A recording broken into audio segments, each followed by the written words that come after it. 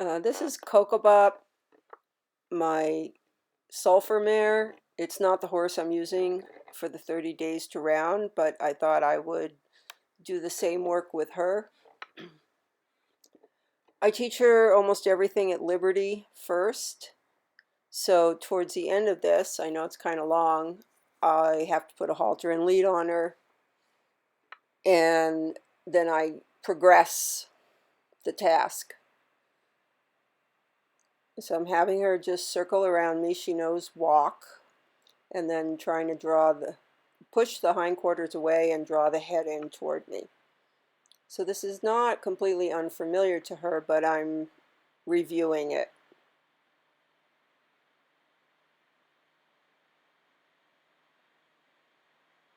A lot of people won't work with sulfurs because they're so high strung, and she's extreme, but there's never been any aggression with her. She's just super reactive, super sensitive, super light, way too smart.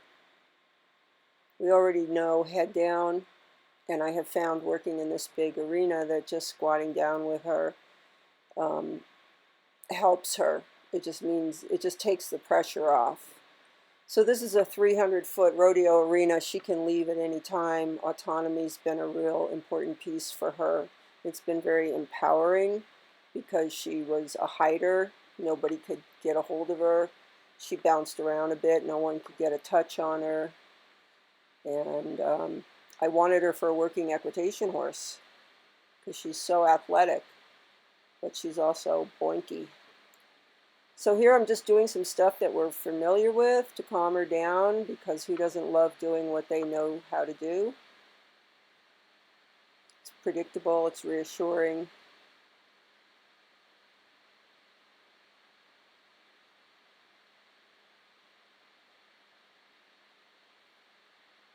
When I first got her, one of the first things she did was do this wimpy charge, and people were like, "You have to shut that down." But instead I put it on cue control and turned it into a behavior.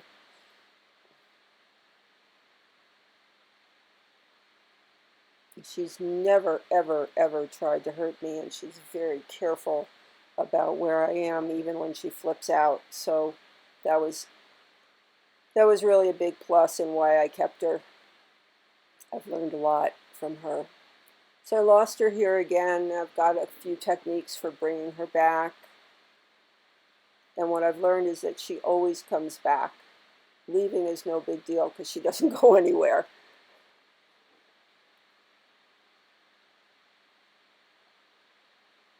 Masking, she's going, yeah, I don't know.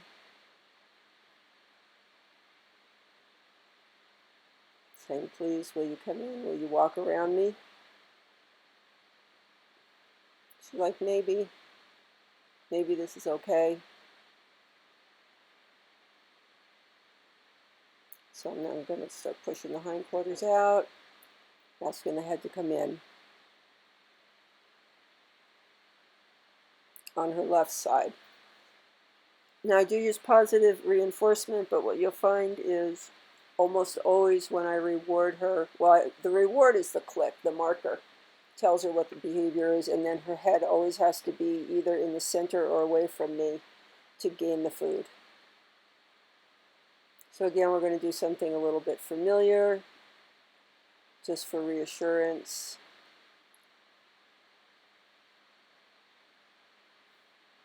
This needs a little fine-tuning. We haven't done it in a while.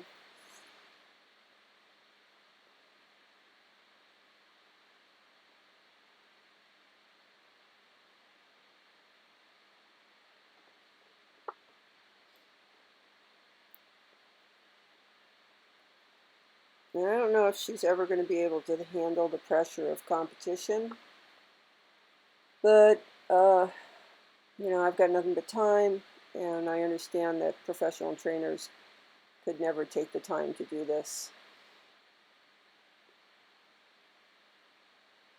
And the first thing I realized when I got her was everything was going to be on her timeline. So somebody's come into the arena, and we're going to have to put on the halter and lead.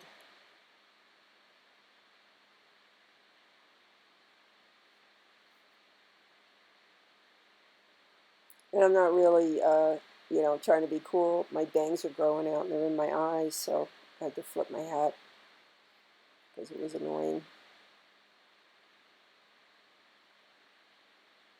And it took me 8 months to get a halter on this horse the first time, and then another year for it to be kind of routine. And now I say halter, she puts her nose in it. The sweat spot on her shoulder is her nervous sweat. She has seen the chiropractor once. He didn't find anything out of the ordinary.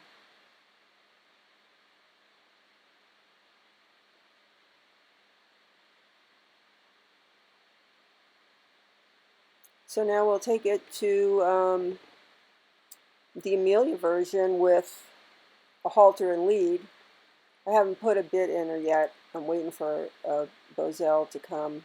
I ride her in a halter, kind of a side pull halter.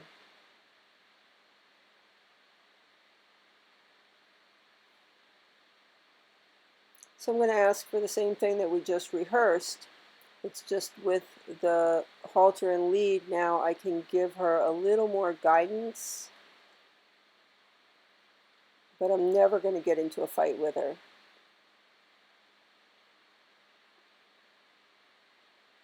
I think Brannaman it is that says my horses know that I'll wait on them. If she doesn't understand something, I have to check myself. How am I asking? If I'm not getting the results, I'm usually not asking for it the right way. And that's the beauty of video. Now this is actually her more bendy side, but she also doesn't like me as much on the left side.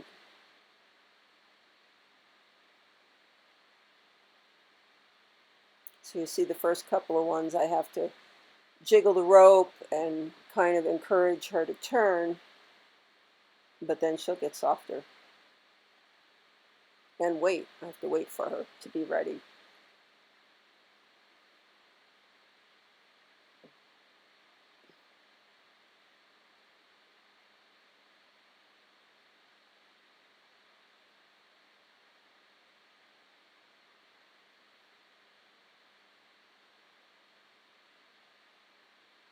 And that's the only way I've got progress with this horse.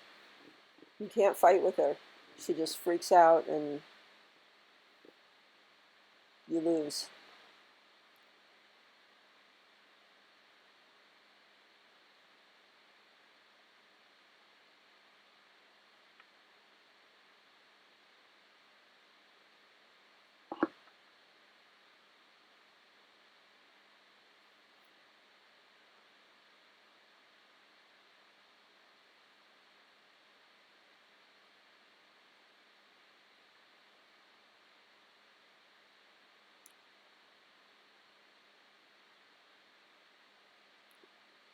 You see, she offered that to me without me asking, so there's no reward in that. She's trying to mug me a little bit. So I'm going to keep her there until she just softens.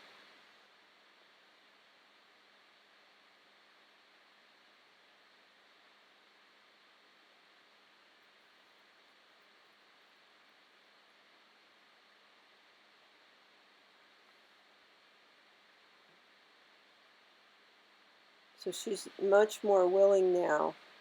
She's not giving me the head bend because she's a little nervous with me on that side, or it's the side that she's less comfortable with. So I'm going to just keep asking until she gives me a little bit more. And get behind her there. She keeps getting me in front of her.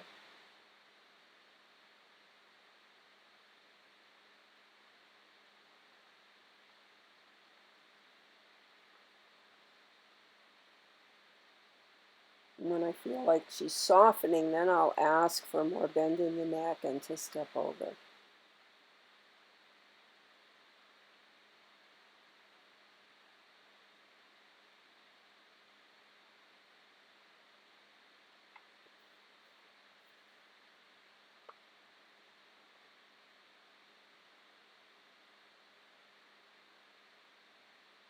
You know, and if she's bracy, I know she just needs to chillax a little bit, and pushing her will never give me that result.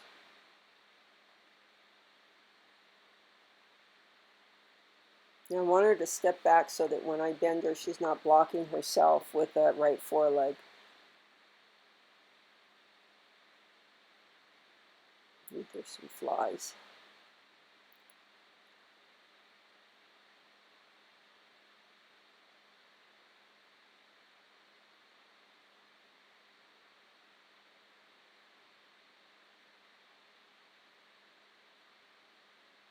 Now, oddly, she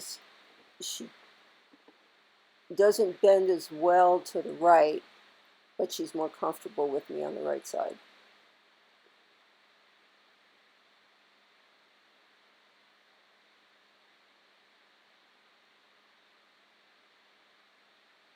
And I'm not happy yet with the amount of bend she's given me, so I'm going to keep asking.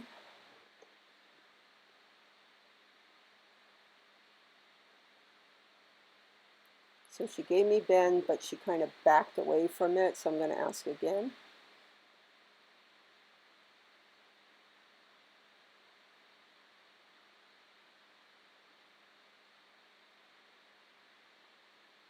And since I got a pretty good one that last time, now I'll send her forward. So I'll ask her again. And that's not bad. And we're going to quit there because now the barrel racers have arrived. And that was a lot of fun when I went to work her under saddle.